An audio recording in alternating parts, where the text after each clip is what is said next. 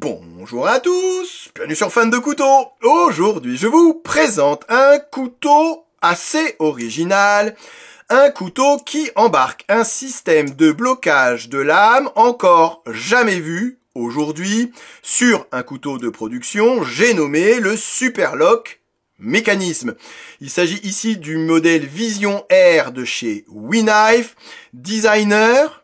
Disons que la personne à l'origine de ce couteau et de cette innovation, c'est monsieur Snakes Tan, qui est malaisien, qui n'est pas coutelier à la base, qui est, je crois, ingénieur de formation, et qui avait d'ailleurs déjà collaboré avec WeKnife sur ce Mini Buster. Je vous présente le Mini Buster dans pas très longtemps, c'est promis, sur la chaîne. Et à chaque fois, sur ces collaborations qu'il a fait avec WeKnife, l'idée c'est de nous proposer quelque chose d'un peu innovant. Il y avait une petite innovation à ce niveau-là sur le Mini Buster. Il y a une grosse innovation avec ce lock sur ce Vision R. J'ai envie de dire que si l'innovation apporte quelque chose de nouveau, apporte un vent de fraîcheur, apporte un réel progrès, c'est génial. Si l'innovation, c'est juste innover pour innover et finalement ne rien apporter en plus, je vois pas trop l'intérêt. Alors là, je suis peut-être un petit peu dur, mais certes, il y a des choses de très positives sur ce couteau. Maintenant, tout n'est pas parfait sur ce Vision R. Certes, il a créé un peu, pas dire le buzz, mais tout le monde en a parlé, puisque comme je vous ai dit, sur un couteau de production, c'est la première fois qu'on voit ce type de lock. Est-ce que c'est génial à utiliser? Est-ce qu'il a vraiment révolutionné le monde du couteau et le monde du lock? C'est un peu moins sûr, en tout cas, à mon avis. Certains d'ailleurs comparent ce lock au Shark Lock signé Demko, et vous verrez dans cette vidéo un petit peu plus tard, que finalement, même si c'est sur le même principe à la base, au final, ils n'ont absolument rien à voir. Je vais vous comparer ce couteau, vous donner ses dimensions. Je vous ai ramené un Paramilitary 2. On voit qu'ils ont sensiblement la même taille. Je vous ai ramené un Para 3 également. On est sur une longueur totale sur le Vision R de 20 cm.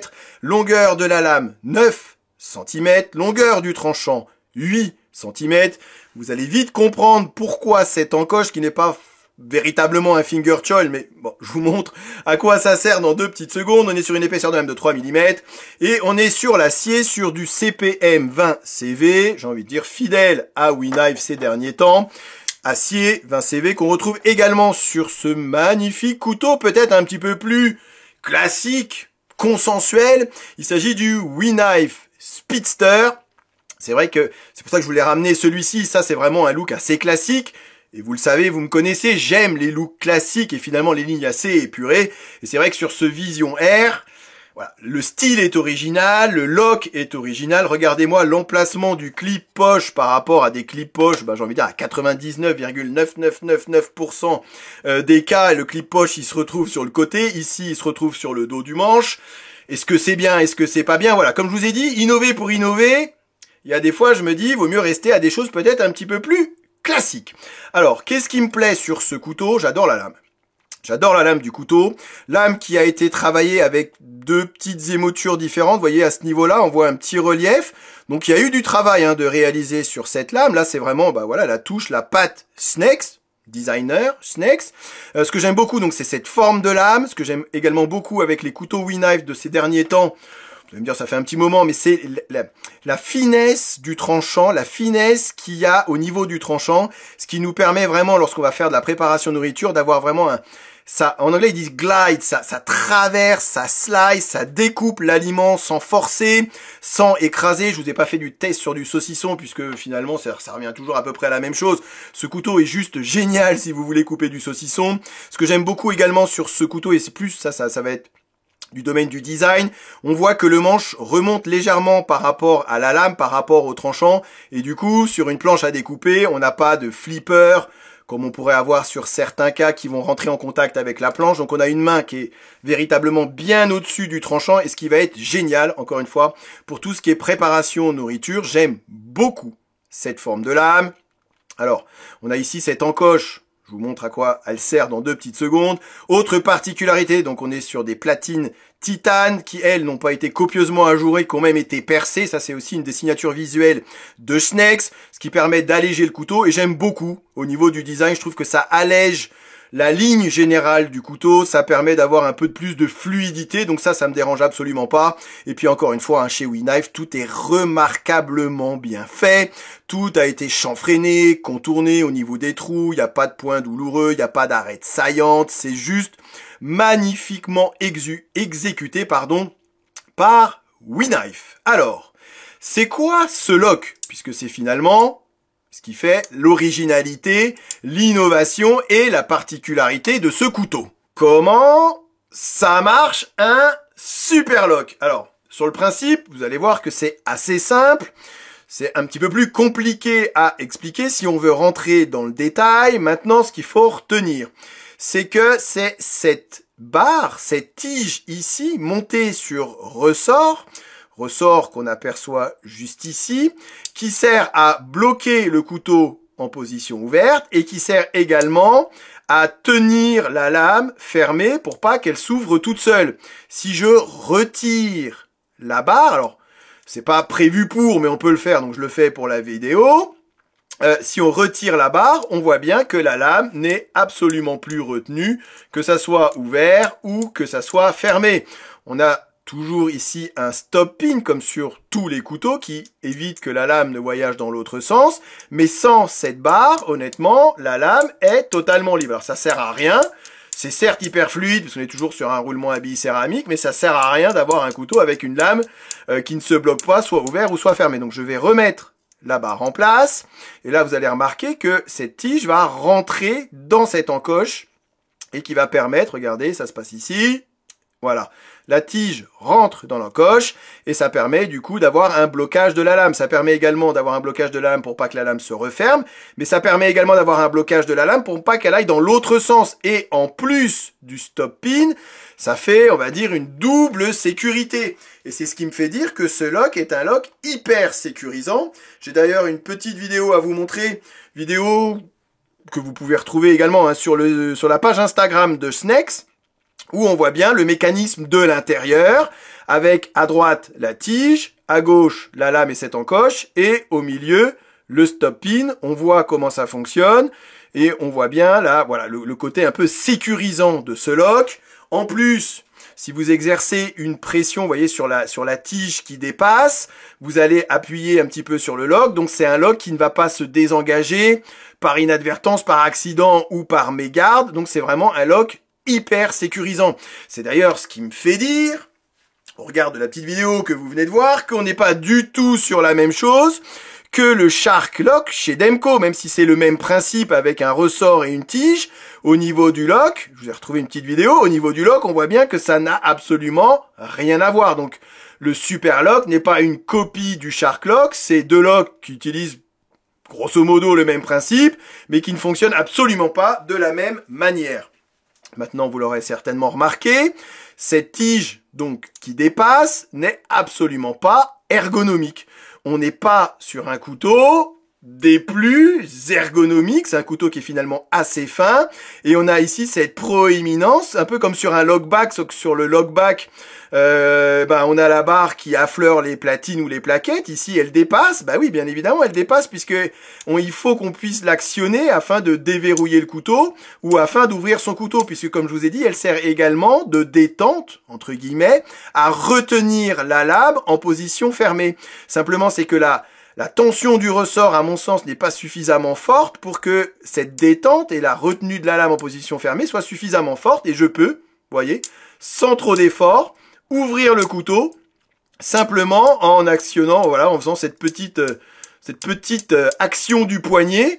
Ce que je trouve assez dommage, j'aime bien, c'est vrai, vous me connaissez, les détentes assez fortes, réglées assez fortes, et là, sur ce WeKnife Mini Buster, je peux le secouer dans tous les sens, impossible que la lame ne se déploie, je n'en dirai pas autant, vous voyez, avec ce visionnaire, je trouve ça dommage.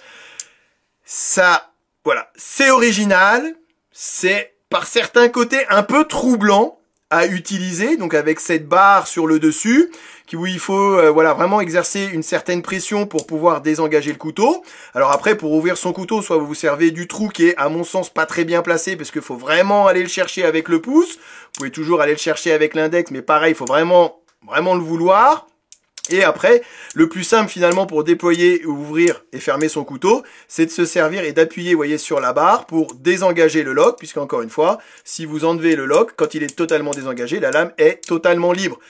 Ce que je trouve dommage, c'est que ça finit par heurter légèrement mon index, puisque ici, cette partie-là du lock, de la tige, est plutôt assez saillante, et ça commence à me faire des petites douleurs dans l'index. C'est absolument pas agréable d'ouvrir 200 fois son couteau dans la journée.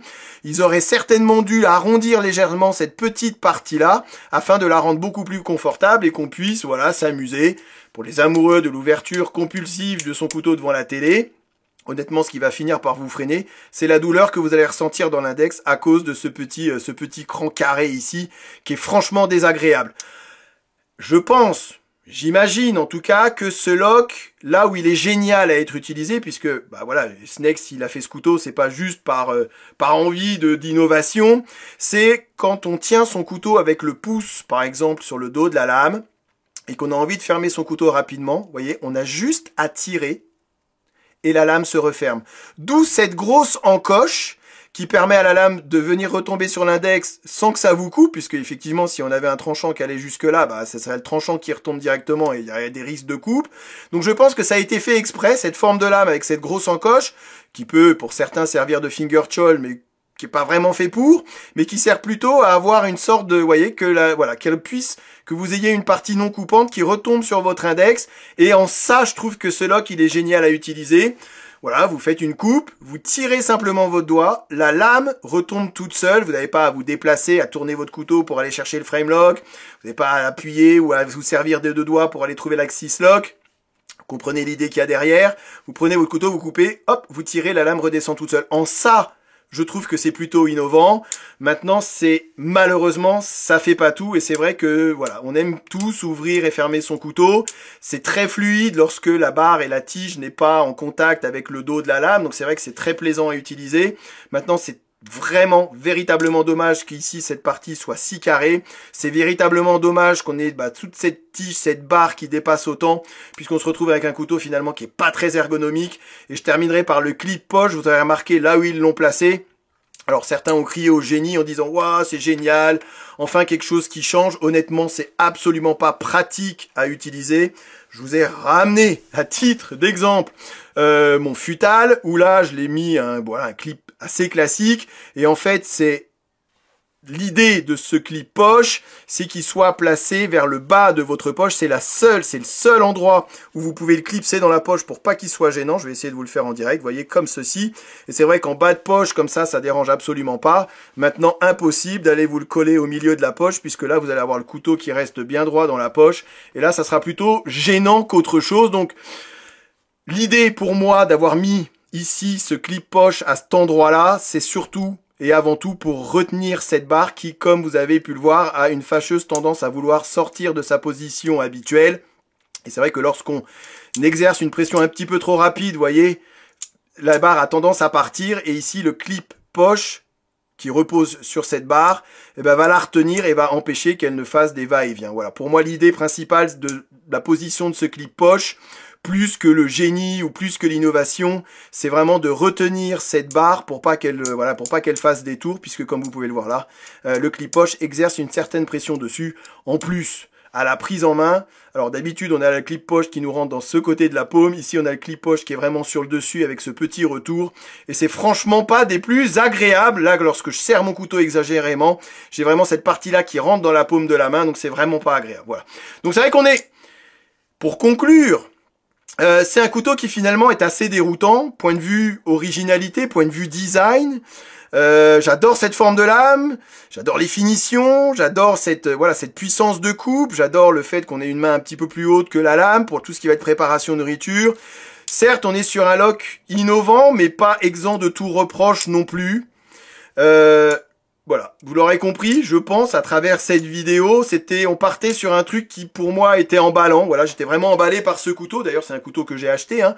Je sais pas si je l'ai dit, mais c'est un couteau qui coûte quand même plus de 300 €. Donc, voilà, j'étais vraiment parti en me disant, voilà, vraiment un truc de nouveau, quelque chose qui change un petit peu. J'ai adoré, mais vraiment adoré. J'adore toujours ce mini buster signé Snex, et je me suis dit voilà, si on reste dans cette lignée de couteaux innovants avec des petits trucs en plus, c'est plutôt pas mal. Mais voilà, innover pour innover en nous proposant des choses qui finalement font rien avancer, je vois pas l'intérêt. Si c'est innover pour vraiment nous proposer des choses nouvelles, j'y vais vraiment, voilà, 100%.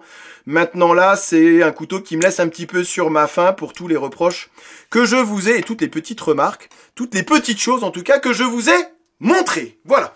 Je m'arrête ici, je vous remercie d'avoir regardé cette vidéo et je vous dis à très bientôt sur Fan de Couteaux. Salut. Présentation, comparaison avec d'autres modèles et test de coupe en fin de vidéo comme d'habitude. Ok, allez, voyons voir ce que ça donne. Rasoir. Encore une fois, les goûts et les couleurs. C'est simple et efficace. Je suis faible, j'achète. Il n'y en aura pas pour tout le monde.